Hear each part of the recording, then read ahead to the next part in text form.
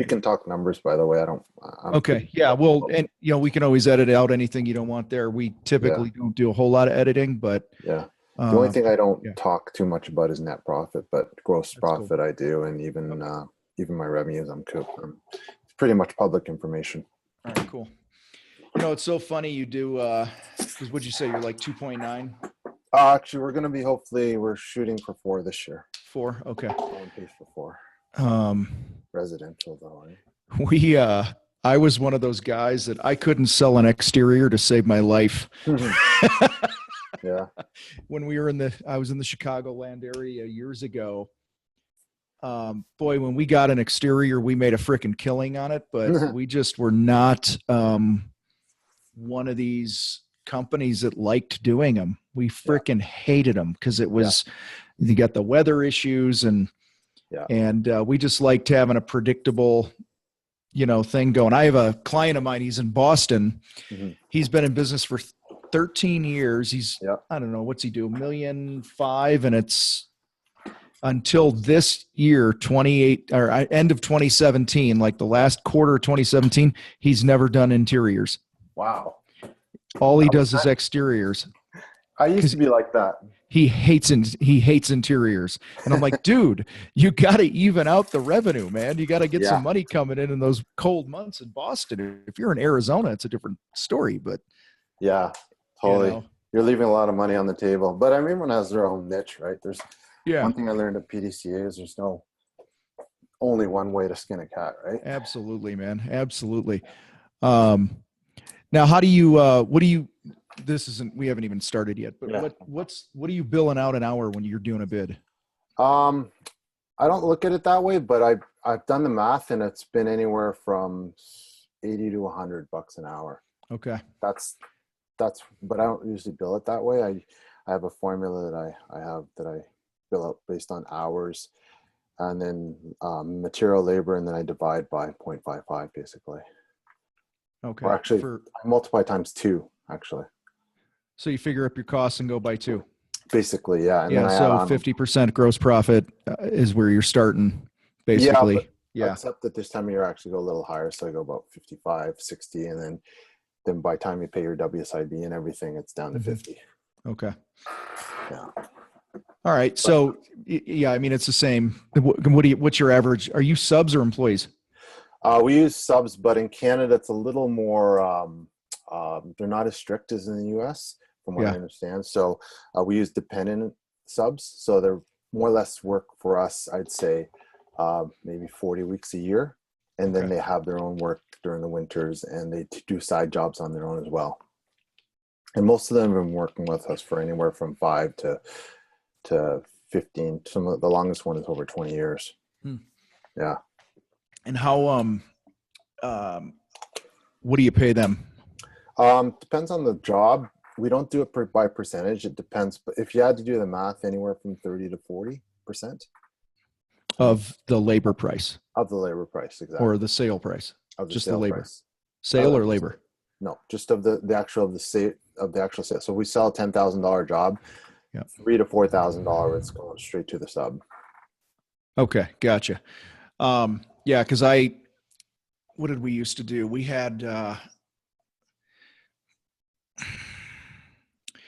right, my guy in Boston, he pays his subs out $33 an hour. So he estimates it, he uses like Estimate Rocket. So when he figures up his estimate and production rates and all that crap, he pays them $33 an hour out the door.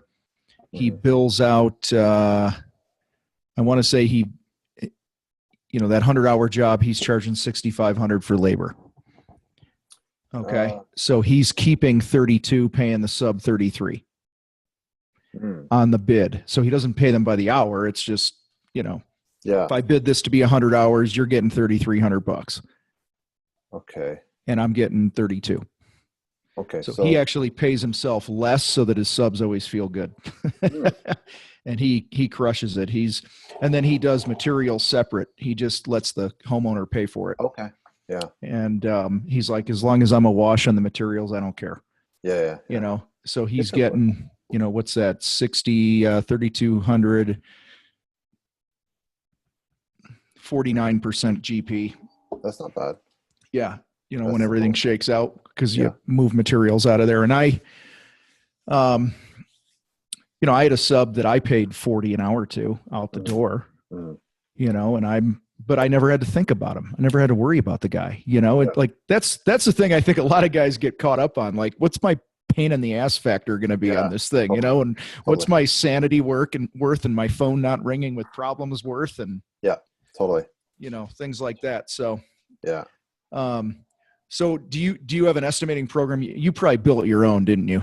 You're the type of guy that would build his own, aren't you? I'm in the process of doing that. Of building out our own app, actually. But no, actually, because up to 4 or 5 years ago, I basically did everything myself.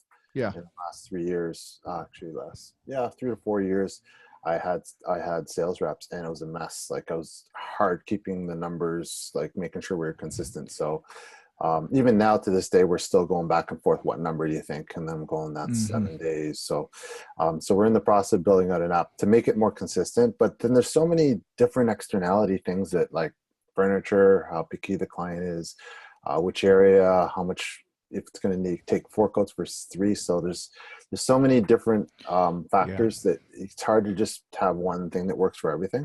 So there's a little bit of a human factor in there where you have to kind of use your judgment. And do you, so when you go and you're doing a bid for somebody, say you're going to come and bid a room, do you have production rates you're going off of and stuff like that? Or are you just kind of eyeballing it?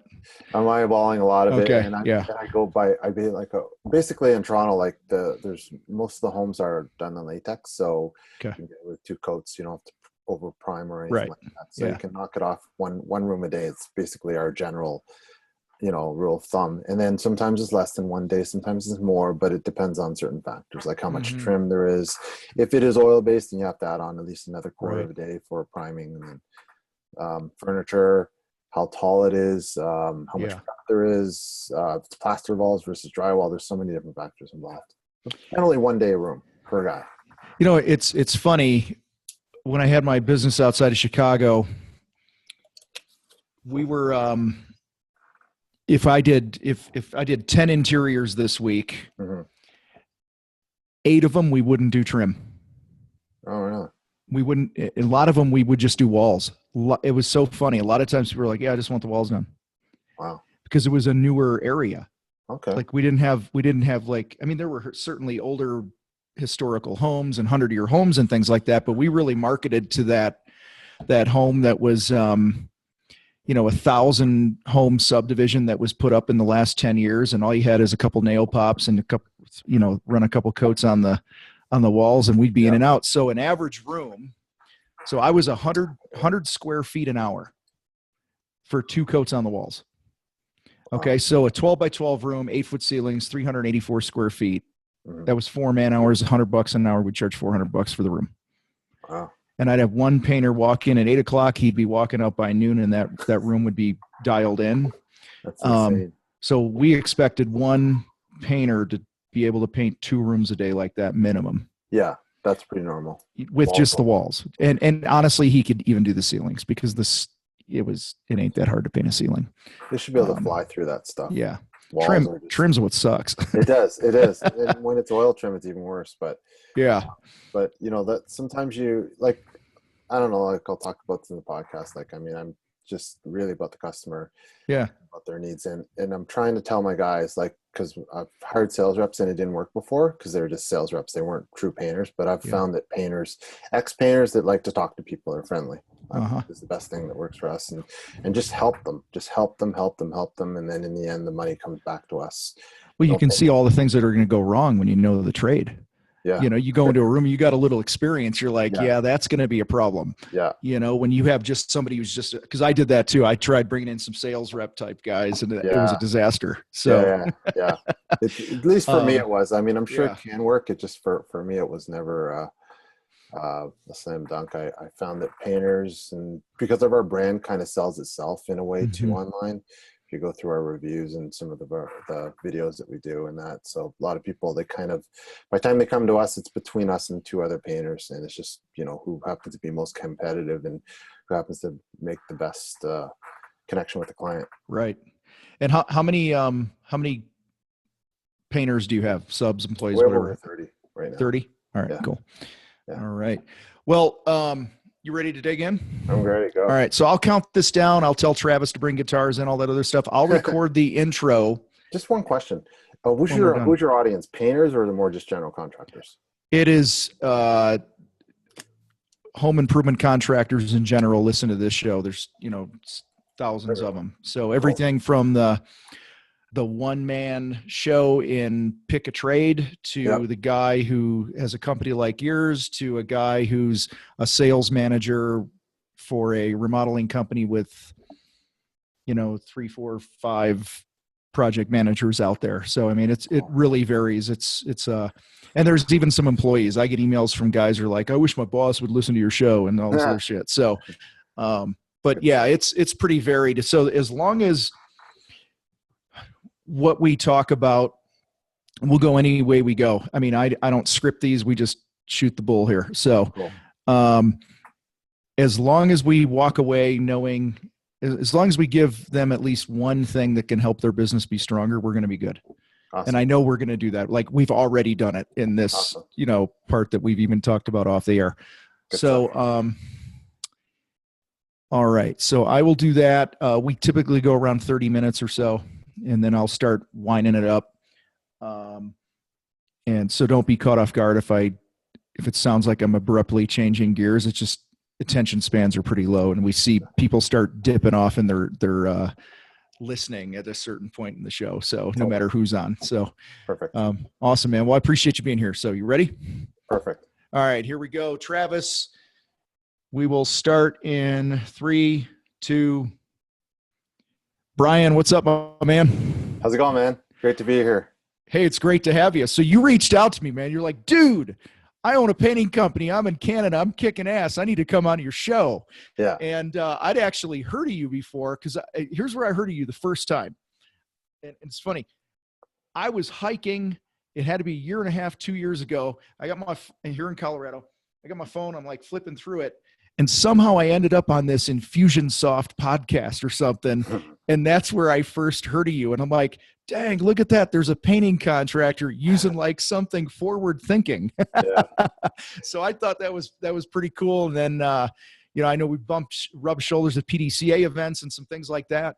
And here we are, man. So I'm excited to talk with you. I'm excited for, the things that you're going to share with our listeners here about growing a kick butt business, man, because it sounds like you got something pretty sweet happening up there north of the border.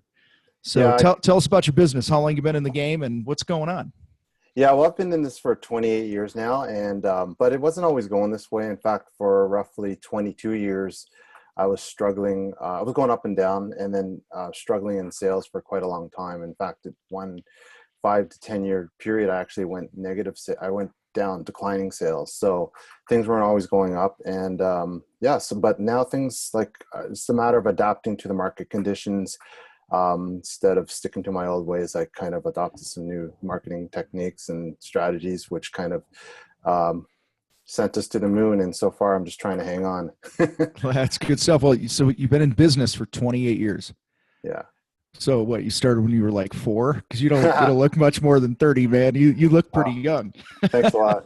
Started as a university student, actually, when I was in okay. And in fact, I was thinking painting. Why would I get into that kind of a business? But my friend did it, and he made some money as basically college pro student painter going to university.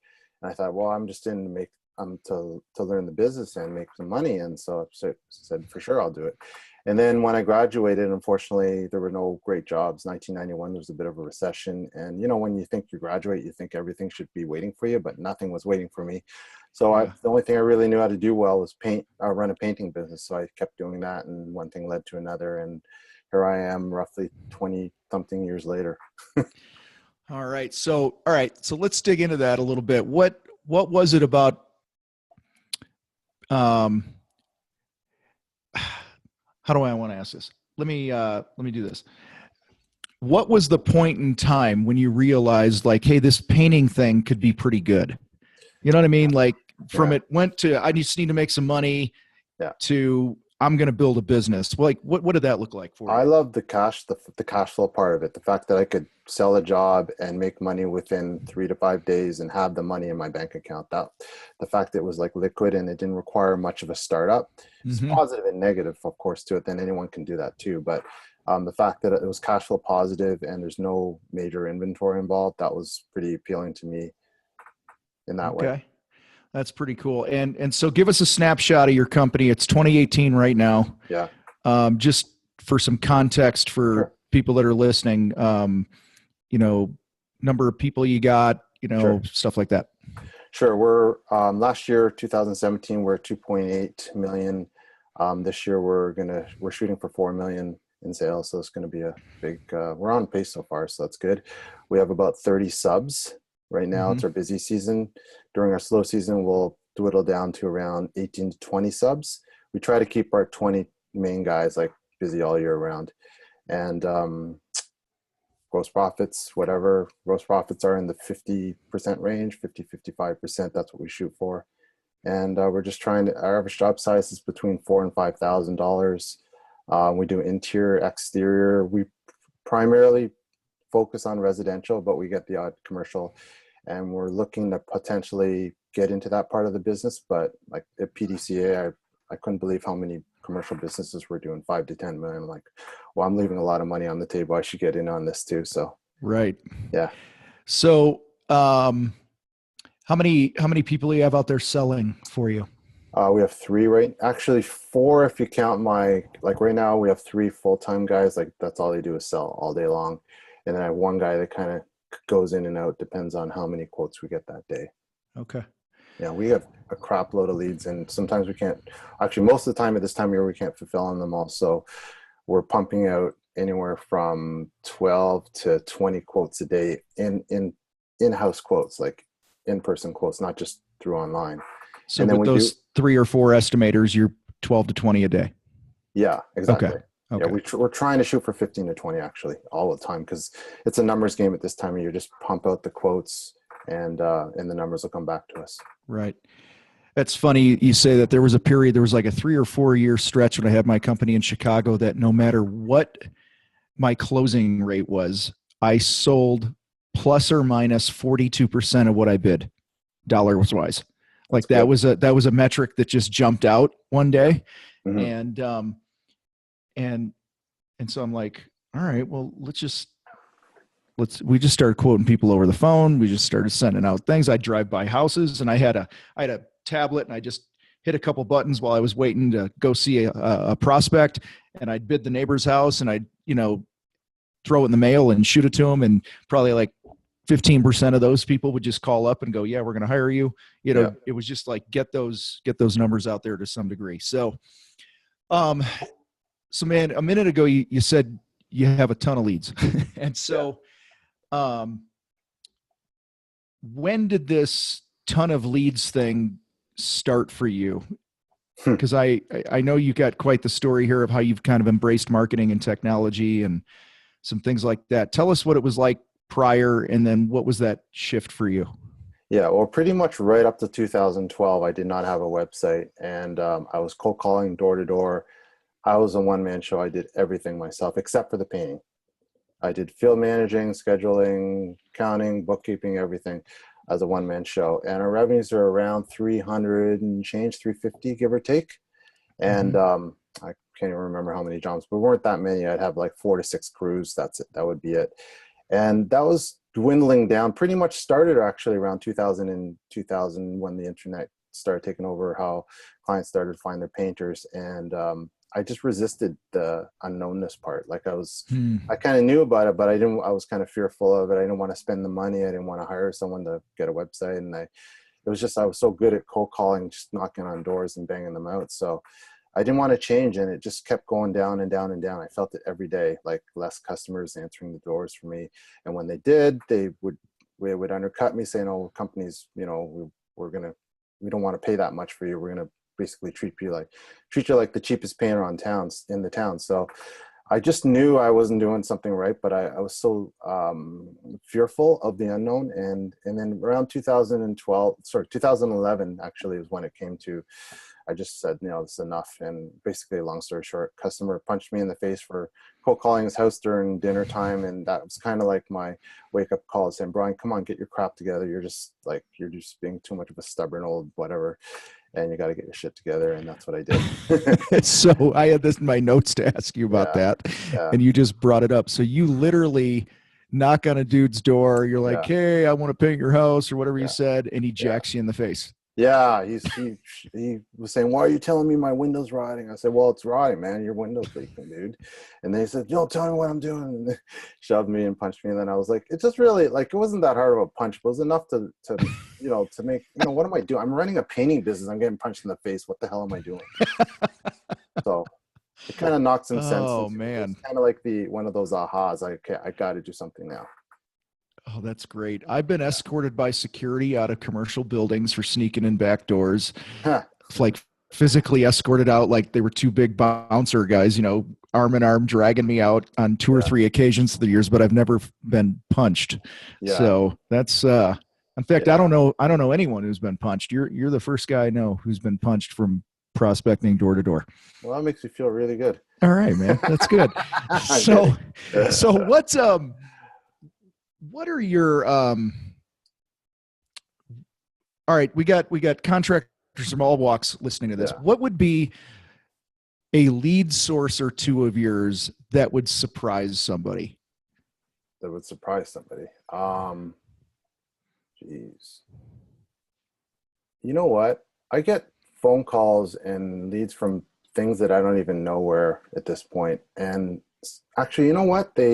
Some of them come from podcasts like this.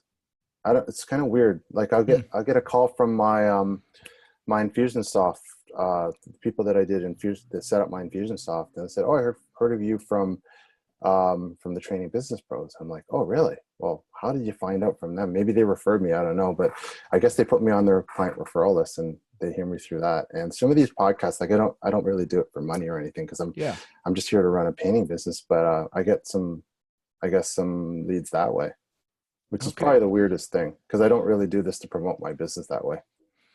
Well, it's I don't know do you know who Pat Flynn is? I heard Smart Passive Income podcast and stuff. He has a phrase he used, and I've kind of ripped it off over the years, but he calls it his be everywhere marketing strategy. Okay. And that's kind of what that reminds me of. Like you're willing to just go, hey, I'm going to put my face and my name out here, and I'm just going to build relationships and be my own biggest fan. And over time, it's pretty crazy where the leads start to come from, because, you'll have business owners that are, I'm sure, in the Toronto area that use Infusionsoft. Now they know who you are and they need their house painted. Exactly. I mean, it just makes sense to me, but it's something that you didn't, set out to do. So, yeah. Go ahead. I did this for fun. I just do this for fun because it's kind of a lonely thing running your own business. So it's kind of good to connect with other business owners. And a lot of people actually, I met, what's his name? The paintbrush guy, Nick, I think it's Nick. Nick May? Yeah. That okay. Way. We talk every now and again. So there you go. Nick's a good guy. Partly how I found out about PDC as well. So, it's just great way to network, and some of the people you meet are pretty cool. Like they're pretty interesting people, because sometimes you're running a business by yourself. To me, your client, most of the people that I meet are either going to want money out of them, or I want money out of them. So it's going to be one or the other. They're a client or an employee. So it's like there's no real, camaraderie that way. So this is a good way to connect with other business owners, I find. That's cool. So let's talk about marketing a little more here. How do you approach your marketing plan now each year? Like what goes through your mind? How do you approach it? How do you decide where you're going to spend your money? What you want your lead sources to be? What's that like? My main lead sources is Google Organic, and we don't spend any money on AdWords, but if you were to Google anything to do with Toronto and home painters or interior exterior painting, we're pretty much in the top 1, 2, or 3. And so we put a lot of emphasis on just having good content and getting as much, kind of listening to our customers and figure out what they want or what their needs are, what their pain points are, and then trying to drive out content based on that.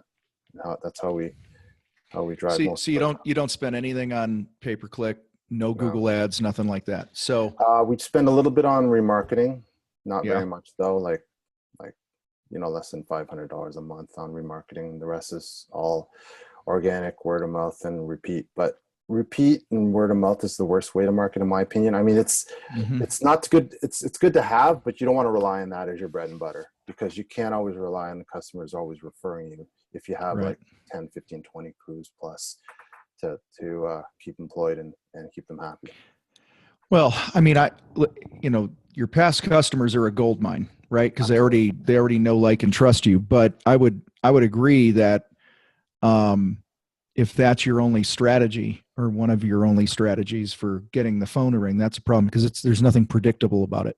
Absolutely. There's nothing that you can turn on and off. There's not, and for whatever reason, people leave, right? They die, they move, they don't like you anymore, or they forget who you are, which I know something like Infusionsoft, and we use Entreport, we'll take care of with that automation piece. But anyway, so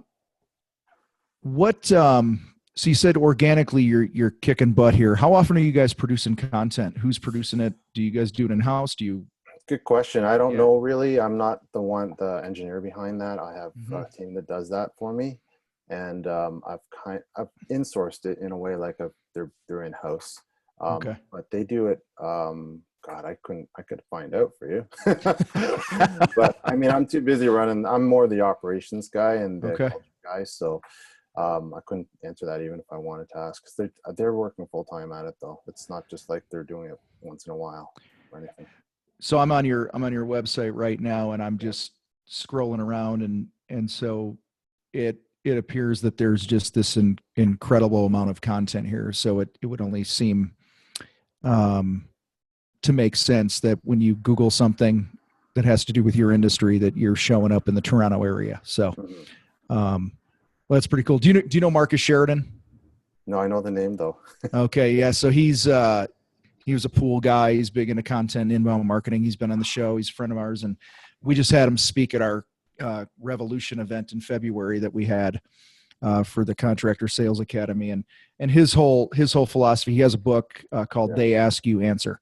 So every question you've ever been asked by a customer, make a video, write a blog, get it out there, and over time you're going to be organically found. So that's what I do. What I do. Everything that comes in, I'm like, brick staining, what the hell is that? And I'm like, but you get enough emails about it, it's like, maybe we figure this, we should find out some stuff about this brick stain stuff. Yeah, this new thing that we're starting, we just got a number of calls for J-mold. J-mold, is it? The drywall, when you call it J-mold, I think, or whatever. Anyway, so we're going to publish it and we're going to put it out there because it's an incredible finish. I've seen a couple of our contractors do it in Toronto. And it's like, we're going to be, hopefully within 3 months, we'll be the number one whenever someone types in J-mold.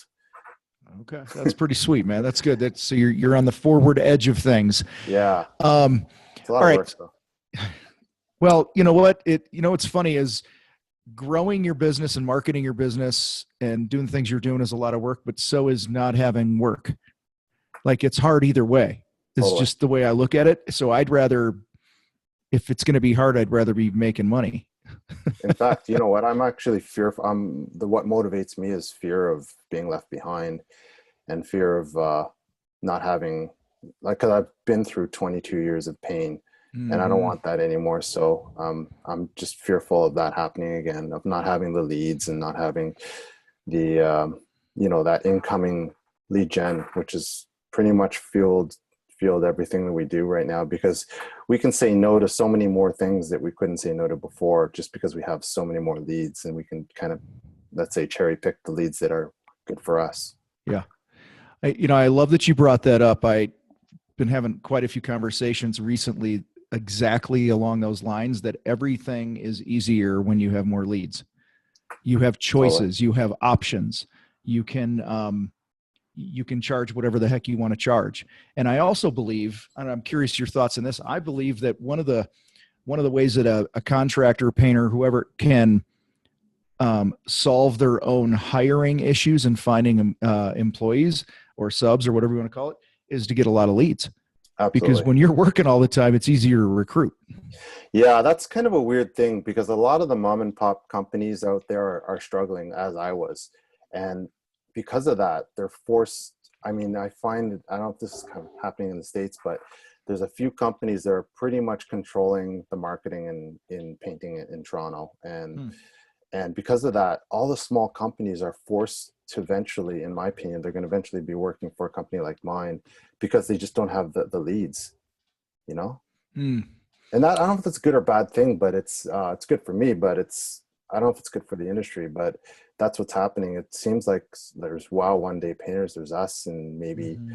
a couple others sort of pro, and the Yeah. rest of them are all falling behind. They're too far behind, unfortunately.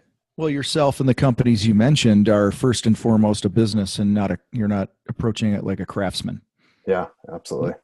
And I think that's one of the biggest issues with um, the smaller operations. And listen, if somebody wants to be small, that's fine. If you want to be 2, 3, 4, 500 grand a year, and you like working in the field and you like the pace of life you have and all that other stuff, then go for it.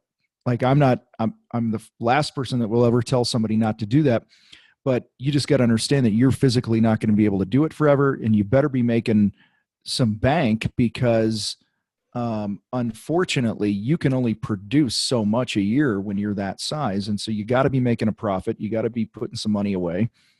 And so that you have a choice later on in life, so that you can look back and go, okay, this is what I've built, instead of where so many guys are after 20, 30 years, they don't have anything to show for it because they've just had a job, for their career. Even those though, even the top one-man shows, they do some degree of marketing, not near the level I am, but they do something to keep that kind of that funnel going. I don't know if it's mail outs, direct mail. Mm-hmm. They may just call them and say, hey, do you need any more business? We painted your outside. Can we paint your inside now? So they do something, the ones that are surviving, but you got to do something. You can't just expect the phone call to ring all the time and repeat business and referrals, just because you just don't know when they're going to come. Right. Okay. So you got to do something. So you, let's play this game. All right. This is actually the one thing I wrote. This is one of the few questions I actually wrote down, so I wouldn't screw it up. All right, here you go. I pick you up right now, blindfold you, okay? Throw you on a helicopter, drop you in a new city. Yeah. You have no relationships. Yep. All right. Yep. But I hand you $5,000 and I say, start a contracting business. What do you do? I'd start cold calling. And the reason why is because I don't know the market. I don't know shit. I don't know jack squat. I don't know who my target market is. I want to get into the customer's head and figure out what their needs are and figure out what's going on. I wouldn't spend too much of that money yet. I would figure out who my target market is, what their needs are, what their pain points are. And then from there, I'd probably get a website and figure out a way to market to that typical type of client. Okay. So who's your ideal client now? Homeowners, Toronto, downtown Toronto, I would say average household income between 100 and 250. Wife, husband, probably 1 to 2 kids. Work, don't have time to paint themselves. Even though they could potentially, they don't have time for it. That's basically it. 1,500 square foot house, 1,500 to 2,000 square foot, not the big ones, the small to mediums. And that's my target market. Those, as soon as I see those leads coming in, I'm like, getting all excited. Yeah. So let's talk about, is there a type of job, type of project that is a terrible fit for you? Yeah. Well, there's quite a few actually. I don't like the too small ones, like any jobs under 1,500. I don't like the jobs where, when there's like a specific, actually I shouldn't say that. We're starting to get into little niches like kitchen cabinet painting and that. I used to avoid them like the plague, and staircase refurbishing. I used to avoid that, but I have guys that can do that now. So I'm starting to market that way, and I can start charging through the nose to get my margins on it. So I'm trying to be more flexible product wise, and how I'm doing that is I'm getting different tradespeople for different things that are, for different products. And that's helping me, because what happens in Toronto, I find that you're just a commodity. Everyone's a painter, right? But if we could do this and we could do that, then that makes us different. I'll give you an example. I just went into a house yesterday and the customer was like, okay, Brian, we need this painted. Great. Okay, but I'm going to get 3 other prices. Perfect. I'll say, but you guys do, I saw on your website, you guys do floors. So yeah, actually, yeah, totally. I just found a guy, one of my friends actually, that does floors. And I'm like, yeah, I can give you a quote for that too. So if we could bundle it together, that makes me like completely like unique and gives me an upper hand over the competition, just because I can do different things for them. And people don't want to have to go to 3 or 4 different trades, or especially when it's like a small thing. Like if it's like it was a small little landing, and 11 steps basically. So when you say do floors, you talking like hardwood refinishing, staining, or are you talking painting? Both. Both. Okay. All 3. Installation. Exactly. So you got a guy now, you have a subcontractor now that you work with who installs hardwood floors, sands them, refinishes, does the whole hardwood contractor guy stuff. Exactly. I don't even really know how to sell it. So when it's really complicated, I'll say, just call this guy, or I'll get him in house next Monday, and then he'll actually come in and quote it for them. Okay. Give them the information they need to know. That's good stuff. Well, I've told this story a million times. I've told it a lot on here, but one of my biggest competitors was painting one of my best customers' houses. I was driving down the road and we had painted for this woman named Carol, like I think 3 times, like partial interiors over the last 2.5, 3 years, little bits of her house for well over $20,000 worth of work. And I'm driving down the road, drive right past her house, and there's my biggest competitor with his sign and his crew, and they're painting her exterior. And I'm like, I call her up. I'm like, Carol, it's Tom. She's like, hey, how you doing? Everything was fine, right? And I'm like, are you mad at me? And she's like, no, why? I says, why is he painting your house? She goes, what do you mean? And I said, he's painting your exterior. I thought I was your guy. And she goes, I didn't know you painted exteriors. And so the big lesson I learned was, and this was at a point in my business where I wasn't keeping in touch with people. I had no CRM of any kind. I was relying on them just to read my mind and think that they knew what we did and all these other things. And so that was a big takeaway for me is, man, I gotta, implement, some sort of way to stay in touch with my clients. And so I'm curious, like just with that, how, is that how kind of like you're using Infusionsoft and automation and stuff? Walk us through how you approach that. Oh God, I've kind of started just like as simple as setting up an appointment, like, cause I used to do everything by, with my fingers and hands and brain, whereas now I try to automate as much of my business as possible. So it's probably too long a conversation, but I use it for internal notifications, for lead gen, to capture leads, to schedule leads, to keep our staff, like I have 12 full-time staff, to keep them organized so we're all on the same page. I use it to collect payments. I use it for deposits. Actually, for the leads that I can't actually get to, which is a lot, we will send out email quotes every day. And we don't close too much of them because it's like, it loses that personal touch, but we still close about 10% of them, which isn't bad. And the average job size is about 5,000. So it's a nice little piece of revenue coming in that I didn't expect. So I'm using it for so many different ways. And the thing is the thing about CRMs is sometimes it'll intimidate a lot of people, and I totally get that. Yeah.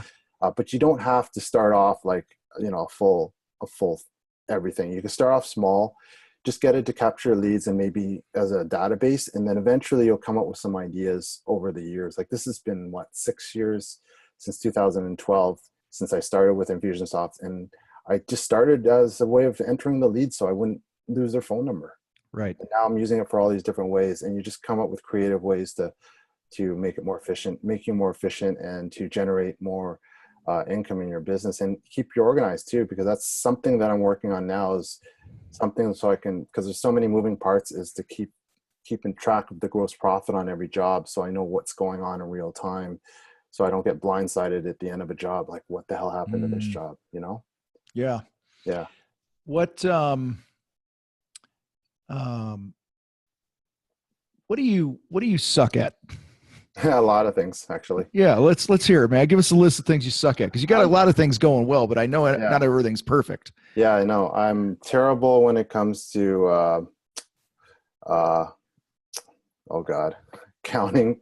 Anything to do with counting, I hate. Paperwork. But I've been forcing myself to get better at it, though, so I can at least delegate it, so I know what to look for. So the things this is the thing I find in my business is there's so many things I'm bad at, but you don't have to be great at it, but you got to just be good enough so you can kind of look underneath the hood and kind of say, okay, well, what's the problem? Maybe I should hire someone for that, and, you know, keep them accountable so I can at least get them to do that part of my business. Because right now, if I'm doing it, it's never going to get done. Or if it does, it gets done on the last day and I'm being audited at the same time. So, right. Yeah. So anything to do with admin, I suck at. I'm actually not very good at dealing with customer complaints, but I've been forced to over the years, just because online reviews is where it's at, and that's where customers find their painters. And if you're not good at it, you're gonna find yourself out of business pretty soon. So you got to be extremely good at customer service. And again, I hate doing it. In fact, I feel, and also like you feel that pain coming up, like for even 2 days before I have to speak to that customer. So I have someone do that for me now.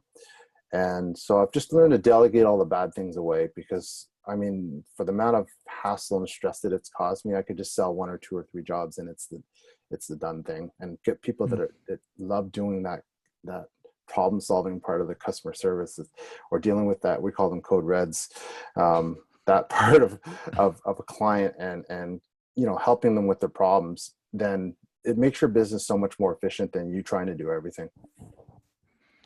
Man, I tell you, the one thing I did right from pretty much day one of my business existence was hired my bookkeeper. Right. I tell you what, it's been one of the best investments I've made. It was my wife. She's like, you need to hire a bookkeeper because I ain't doing this for you, and I know you ain't going to do it. And I was this little tiny company, and I hired this bookkeeper. Her name's Gina. She's still with me. Mm-hmm. And this was 2002 or 3. I mean, so I've had the same bookkeeper since day one. Isn't it lovely? That's crazy to me. So it's, and now before you and I jumped on this call, I was talking to my buddy Neil, who runs my Entreport and email marketing. And he's kind of my marketing manager guy for my businesses and things like that. And he's my, what's the word? He's the guy that tells me the truth about things all the time. In a lot of ways, it's very, very tight, trusted advisor, former contractor guy, all this other stuff. And we were talking, and I have Neil, I have Gina, I have my assistant Roz, I have Logan and his team, who does some other marketing stuff for me. And I have like 4-5 people in my life that take care of all of my administrative stuff, because I'm so terrible at it. Amazing. So that I can just focus my time teaching, coaching, helping, and doing those things. So I encourage everybody, like, you got to find the thing that you do really, really well, and offload all that other crap you don't do really well. Yeah. Or the stuff you hate, Yeah. And the stuff you hate. Yeah, because it's so much pain. It's so painful to even think about tax season. It's just, the thought of it just makes me want to cringe. And I love selling, I love marketing, but when it comes to like doing taxes, it's like I look at the pile and it just keeps piling up. So now I just grab it, and she comes to pick it up. I didn't want to look at it, so it just comes up to pick up my stack of bills. And it just saves you so much stress and that. But I understand when you're a small business owner, as I was, delegation's a hard thing, and it's a bit of a muscle. It's something you do, you can't really think 100%, because if you think of 100%, no one's ever going to do 100% of anything. But if you can think more like, well, if someone can do at least 80%, or maybe even 70 or even 60, that's better than, me torturing myself to do something that I hate, that I'm not good at. And even if I am good at it, I hate doing it. It just sucks my life. It sucks, the whole week out of me. Yeah. And so if I could pay someone, $25 an hour to do it, then yeah, that's the way to go. It's funny. You remind me, I can't remember exactly where I heard this. I know it was a podcast, and I can't remember whose it was. And it might have been one of these guys that founded Dropbox, or one of those companies like that. It was one of these big, massively successful companies. And he was talking about delegating and outsourcing things and this and that. And he says, one of the questions I've learned to ask myself, and I've tried to adopt this, and you just reminded me of this, something you said. He said, all right, let's say monitoring the updating the CRM and doing bookkeeping. We'll just talk bookkeeping, right? Bookkeeping. Sure. Boom, done. All right. Bookkeeping. There's one of two ways to approach it. The first is I do it, and I do the very best that I can, or I hire somebody who could do it the best it can be done. And so my very best is going to be very different than the best that it can be done. And so the whole point of this is, when you look at these things that you have to do in your business, if it's not being done in a manner that's the very best that it can be done, you should probably outsource it or hire somebody. And that always stuck with me.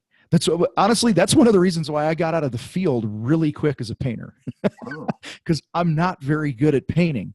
Like, I'm better than the average person, but I don't enjoy it. Yeah. I don't enjoy it when I have to do it. Yeah. But if I'm just going to, like, my daughter and I, we just painted her room, my son and I, we just painted his room, and I'm painting around my house. I'm having a good time. Yeah. All right. But if I had to do it all the time, A, I don't enjoy it. And B, it's not the best that it can be done. And Totally. so that's just something that always stuck with me. And I don't know what it was you said, but it just reminded me of that. What you find actually is that, there's very few things that we are good at, maybe like exceptionally good at. There's maybe, if you're lucky, I think Dan Sullivan said there's, like, if you talk to, like, billionaires, like multi 500 billionaires, like, they'll say, what are you really, really good at? If you're lucky, they might find one thing. Right. And they're probably below average or below average at everything else. And it's true that some of the most successful, richest, most successful entrepreneurs, business owners, are really only good at one thing, and that's what they stick to. And they just surround themselves with an amazing team of people that are just incredible at their unique abilities as well. Mm-hmm. Well, that's the other thing that billionaire is good at, right? Is getting out of the way. Letting go. Huge challenge. Yeah. Even for me to this day, I'm like, there's different levels of it, because your business gets bigger and more complex, and it's like, I can't let go of that yet. So I'm always watching over. So it's a little bit like a muscle. It's like one of those muscles you just got to slowly build up over time. Don't try to think you have to delegate it all in one day, or else it's going to blow up. But you just start delegating the small things. Like for me, it was like paint. I would spend 2 hours a day just checking paint chips colors. I was so picky about making sure the color match was perfect. And then eventually I got some guy to do it for $14 an hour for me. And I was like, okay, that saves me 2.5 hours a day. Right.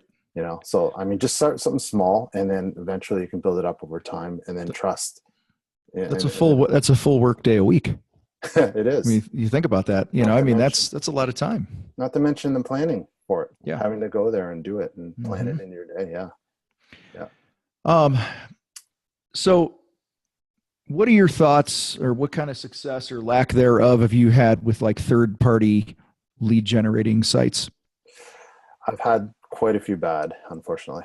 Okay. Yeah. Pretty much every time I found that the leads were either someone had already gotten to them, or they weren't my clients, the clients that I had. We used ServiceMaster. There were some other companies, I can't even remember. It was called Paint Quotes. Mm.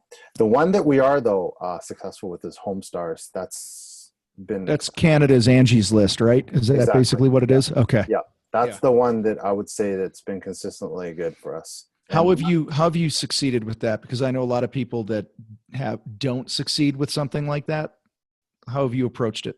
Well, they don't charge us for leads. It's basically a monthly subscription, and we just pump up our reviews. We get customers to give us online reviews, and they're verified. They actually can't just leave a review. A lot of them get flagged, and you have to actually say, well, who did you speak to, or give us the contract. So there are legitimate lists. And I think they're teamed up with Home Advisor now. Home Advisor, which is in the States. So Yep. they're really coming up with some really good promotions, like some ways to, innovative ways to become like the contractor go-to place when clients want to find a trusted contractor. Okay. Yeah. So if you wanted to get, the phone to ring more, Yeah. what would you do right now? Like if you were like, man, I really got to get my phone ringing here. What advice can you give to somebody? I would say start with the basics of cold calling and getting to know who your client is. And then once you know your client, you have to start shifting right into online, or like right into new technology ways of marketing. You cannot stick to flyers, direct mail. All that stuff is all history. People are staring on their phones all day long. Right. So if you got to find a way to get onto their phone, basically, get into their face that way. And that's, if you can do that, like through websites, good content, before, during, after pictures, video content's huge. So get on, just as simple as just go on this is a job we did. Cell phone, where's my cell phone? Just do a selfie thing, just simple as taking this thing and just saying, hey, by the way, we just did this job. It's downtown Toronto. Took us 3 days. Customers are really happy. We changed the color. Let's see how great it looks. Stick it on your Facebook or whatever. Any of these social platforms, and it's almost free to do that. Right. It is pretty much free. You don't have to promote it that way. And then eventually just build up your repertoire on your online repertoire, because that's where everyone is now. They're all buying. Like some of them go to Yellow Pages and whatever, but I think the majority of buyers are all on their cell phones, just Googling stuff. How do I fix my porch? Or how do I leaking windows? How do I fix my leaking windows? Yeah. Or how to paint my interior? So that's what people are doing. They're just going online, and that's the only way. That's the best way to market, in my opinion, short-term and long-term. Love it. So I guess as we start wrapping this up here, what would you say what lessons come to mind since you've been in business 28 years? What are top 1, 2, 3 things you feel like you've really walked away with over the last 28 years that would be of value to somebody listening? Well, the number one thing for me is the fact that I don't know jack squat, and I still don't know jack squat at 4 million. You know what I'm saying? Like, and the fact that I'm fearful of the market getting away from me. So I used to fear the unknown for 20 something years, and look where it got me. Nowhere. It almost knocked me out of business. So we're all fearful. We all have problems. We all don't know what a CRM is, and the majority of us anyway. I didn't know what it was before 2012. We all don't know that stuff, which is fine, but we got to start somewhere. And I started on Google, just started Googling things, podcasts, asking questions, tried doing things myself, realized that, you know what, it took me like 2 months to come up with this crappy website. Maybe I should just pay someone a couple grand to do it or something like that. Like just starting slowly and realizing that we're all in the same boat. But the sooner you figure that out in terms of like facing your fears and realizing that the unknown is okay, it's to be fearful of that, but you gotta come to grips with it. Because if you don't, eventually the market's going to take over and you're going to lose your market share. That would be the number one thing, is just embracing that and realizing that never stops. And so I don't think next year, the year after, whether we're 5, 6, 10 or 20 million, it's ever going to change. I'm always fearful of being left behind and facing that fear and embracing it rather than, shutting it off and hope it doesn't hit you. Wow, that's huge, man. That's huge. Walking into that punch, facing it, no pun intended. Yeah. But that's what I think of, you can't, you could sit back and wait for things to happen. You could be afraid, or you can take some action. And to quote the great classic movie with Brad Pitt, World War Z, he shares, movement is life. Mm-hmm. Okay. If they, this family wanted to sit in their apartment and wait for all the zombies to, not find them. Right. And Brad Pitt's like, no, we need to get out of here. We need to move. Movement is life. You got to do something. Yeah. Even if you're afraid, you got to move. Yeah.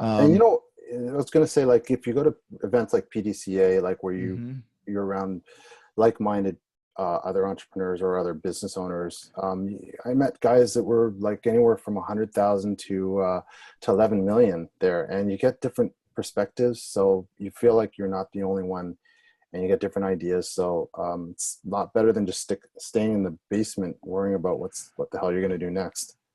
Oh, absolutely. Absolutely. What, so where are you going from here, man? What's your plans for your business? Where do you want to take this thing? Well, I want to just, my long-term goal is to expand across Canada and potentially the US, but short-term, I'm just like doing the little increments of 20 to 40% a year growth, revenue growth, and having my business be profitable and growing my business and keeping customers happy and just keep staying to the basics. As basic as that sound, I'm just trying to realize that what got me where I am and where I want to be. I think it's going to come down to happy customers and happy painters. Simple as that. I love that. That's so big. We tend to overcomplicate things, don't we? And well, especially with the internet, eh? Yeah, it's but yeah, success usually comes down to just a couple things that we're doing well, and we ride that horse, man, all the way to the wherever. I know there's some saying there that I'm totally butchering right now, but no, it's good. But it's funny, earlier you brought up Dan Sullivan, right? And I remember I literally just read an article in the last couple of days that Dan Sullivan's like, hey, if you want to grow your business, and he's an entrepreneur, business coach for like 45 years now. He's like 70 something years old, right? Yeah. For those of you that don't know who that is. And he's like, don't overcomplicate it. Take some time right now and just go, okay, what's working, right? What's working? What's been working? What are the common threads between those things? And then just ask yourself, how can I optimize that thing? How can I do that thing better or more?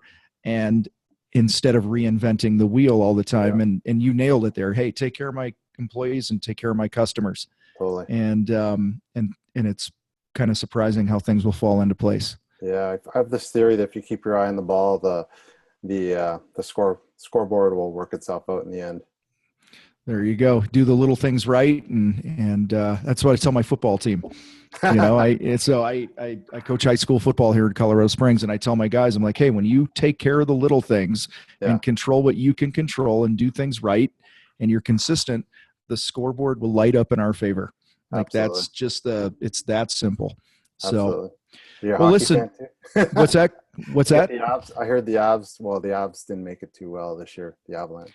I'm originally from Chicago, so I'm a Blackhawks fan. So it's been a little rough for us right now, but they had a good run though.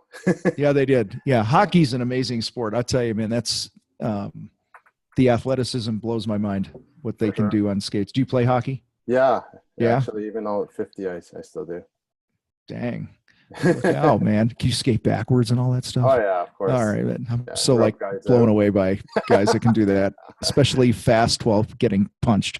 So, well, listen, if somebody wants to reach out to you, get in touch. How can they do that? What else you got going on? Give it to us. Sure. Just email me at owner@homepainterstoronto.com. I'd be happy to help you or anything. Just if you found this interesting, if you want to reach out to me to shoot the breeze, feel free to call me anytime. Awesome, man. Well, I appreciate you being part of what we got going here and helping us fight the fight. And you have a great rest of 2018. All right. And we will talk to you next time. Travis, go ahead and rock us out. We'll see you guys next time on The Fight. Thanks for having me. Okay, real quick. We can throw this in. Are you still doing that painter marketing thing? No. Well, okay. I mean, I'm forcing my way in other ways just because I find okay. I didn't know if that was something that you wanted to plug. No. Okay. So I just wanted to give you that opportunity. We could slide it back in. I didn't want to catch you off guard there in case it's not something you were still doing? I know you had it going a few years ago or Yeah, something. So, I still help, but it's not like my focus. My focus is on my business. okay. Yeah. Look, imagine that, it's, that's wisdom right there, man. That is wisdom. How many of us go off after the shiny thing, right? Nick's into that stuff, which is great for him. But I'm just like this stuff I do for fun. It's like, Yeah. you know, it's fun. It's fun stuff to do. But I'm always going to be an owner operator. So that's where my unique ability is. So. Are you in strategic coach? Yeah, I was actually. I just stopped. This is my first year in 6 years. I stopped, and I was in the 10 times program. Met some great people. Learned. It kind of was the building block to how I could build my business. Though I think some people, it's for some people. I don't think it's for everyone though. I think you have to kind of have that mindset to want to grow. You have to really, really, really want to grow. For strategic coach. Yeah. But it's a great way if you really want to expand your business like 10 times. Yeah. That's what we were basically 10 times my goal. And so turned out really good. Yeah. I was going to ask you what your biggest, takeaway from being in that program was, other than 10 times growth, but just like, oh yeah. Cause if you listen to Dan, I listen to his podcast, I read their stuff and all that other stuff. What I've noticed is there seems to be not a lot of attention. Now I'm sure it's different when you're in the program, but there doesn't seem to be a lot of attention on tactical stuff. It seems to all be mindset, thinking, strategic, and very little tactical type things. And it's kind of like you figure out the tactics, because when your mind's right, everything follows. Is that? Yeah. Well, for me, it was perfectionism. That's the one thing that I had to get beyond, because I was I was so anal when it comes to certain part of my business, and I just couldn't let go. So as soon as I realized, okay, screw 100%. Let's say if you can get someone to 80% or even 70 or 60, then that's better than what you have, because there's no way you're going to be able to grow your business if you just keep hanging on.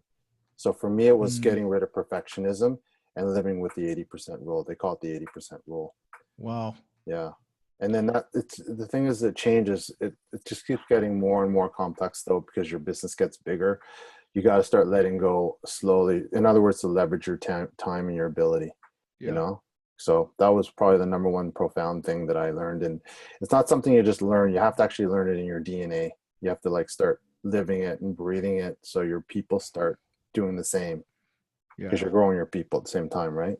So absolutely. Yeah. It's the people we work with. I'm like, we spend 85-90% of our focus with people on the mindset and how to think and how to respect yourself first, and respect your time. And once you get all those things lined up, a lot of the other stuff just kind of naturally follows, because it's, until you you hit it right, until you're changing who you are at the DNA level about how you view your business and what you really believe. And we call it, you gotta run your business with ice in your veins, man. You gotta be like, and I don't mean like uncaring. I just mean like, I'm getting mine. And I'm putting my oxygen on first. I'm taking care of me. I'm taking care of my people, taking care of my family.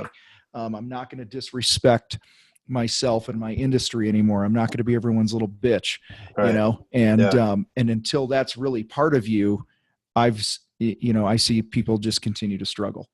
It's definitely something that doesn't just, you just learn the stuff overnight. It's been years and years of conditioning, of slowly chipping away at those bad habits or those things that are keeping you from growing. And it's hard. It's friggin' hard, because a lot of the stuff that got you to your success, you gotta eventually, that's usually the stuff that's going to keep you from growing. So it's tough. It's not easy. And that's probably why so few people can really do it. They just don't want to make the change. But it is what it is. I mean, you have to. How long were you in coach? 6 years. So what would they have needed to deliver to you for you to stay 7? You know what? I was getting so involved in, one thing I didn't like was the fact that they were talking to us and we could never really, I need that mastermind. Like I'm trying to get in that, actually your seminar was why I joined, got back into entrepreneur EO, your entrepreneurs organization. Yeah. And so I really want that camaraderie. Whereas in coach, it didn't do very much of that at all. It was almost like them teaching to us. Okay. So I didn't like, not that I didn't like it, but I kind of outgrew that part and I wanted to expand in that way. So that's probably the thing that they didn't do. If they had some kind of a mastermind, then I probably would have stayed with it. So more the community. Yeah. Yeah. Exactly. Yeah. That's funny. Not funny. I mean, I totally get it. I mean, it's, it's funny because I would expect them to have that community. No, but wasn't that's good weird. at all. Unfortunately, they didn't push that part of their business at all. And it could have been, in fact, they could even sell me another 10 grand on it and I would have joined it, but they didn't, so yeah, they didn't have that mastermind part of it, but it is what cool. it is. Yeah, but I would definitely go back. I mean, it's not like I would leave it forever. It's just that I found that I wanted to go in a different direction. Different season for you right now. You know, that totally makes sense. I mean, I get that. So totally. It was a pleasure. Well, dude, hey, I appreciate you reaching out and getting in touch, and it was great having you. This will probably go live in one of the next 2 or 3 Mondays. Awesome. And Roz, my assistant, will send out links and all that other stuff, and we do our part and share it and email it out and all that good stuff. And let us know if we can do anything to help you out, man. No problem. I really appreciate the time. Yeah. And I'm sure I'll see you at a PDCA sometime soon. Absolutely. And if you're in Colorado, look me up. I will. All right. Okay. Have a good day. You too. Take care. Bye.